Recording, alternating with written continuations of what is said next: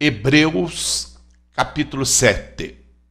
Porquanto esse Melquisedeque, rei de Salém, sacerdote do Deus Altíssimo, que saiu ao encontro de Abraão, quando este voltava, depois de haver derrotado os reis, e o abençoou, para o qual também Abraão entregou o dízimo de tudo.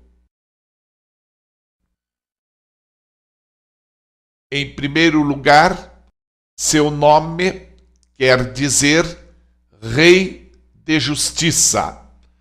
Em segundo lugar, Rei de Salém, que significa Rei da Paz. Sem pai, sem mãe, sem origem, nem antepassados, sem princípio de dias, nem fim de vida. No entanto, por ser a semelhança do Filho de Deus, ele permanece sacerdote perpetuamente. Considerai, portanto, como era grande esse homem, a quem até mesmo o patriarca Abraão lhe entregou todo o dízimo dos despojos. Ora, os que dentre os filhos de Levi receberam o sacerdócio têm o mandamento de recolher, de acordo com a lei, os dízimos do povo, isto é, dos seus irmãos, ainda que tenham todos estes descendido de Abraão. Contudo, este homem que não pertencia à genealogia de Levi, recebeu os dízimos de Abraão e abençoou aquele que tinha as promessas. Evidentemente, não pode haver qualquer dúvida que o inferior é abençoado pelo superior. No primeiro caso, são homens mortais que recebem o dízimo. No outro caso, entretanto, é aquele de quem se testifica que vive. E, por assim dizer, pode-se entender que Levi, que recebe os dízimos, entregou-os por meio de Abraão, pois quando Melquisedeque se encontrou com Abraão, Levi ainda não havia sido gerado por seu pai. Sendo assim, se houvesse uma maneira de alcançar a perfeição por intermédio do sacerdócio levítico, considerando que durante sua vigência a lei foi entregue ao povo, por qual razão haveria ainda necessidade de se levantar outro sacerdote conforme a ordem de Melquisedeque e não de Arão? Pois, mudando o sacerdócio, obrigatoriamente ocorre também mudança de lei. Porque aquele sobre quem se fazem estas afirmações pertencia a outra tribo, da qual ninguém jamais havia servido diante do altar.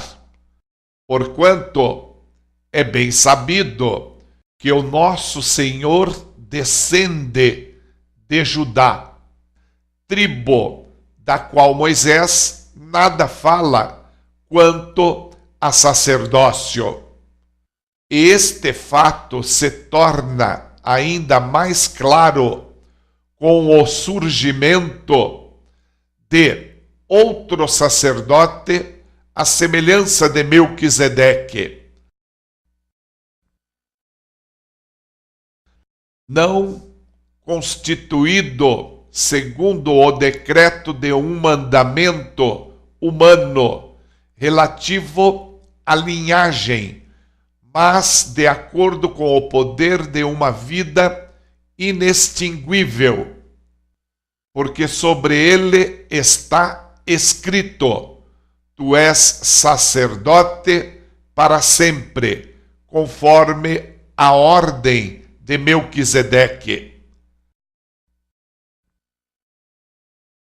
Assim, o mandamento anterior é anulado por causa de sua fragilidade e inutilidade, pois a lei jamais conseguiu aperfeiçoar nada, sendo, portanto, estabelecida uma esperança muito superior, por meio da qual temos pleno acesso a Deus. E não foi sem juramento que esse fato se deu.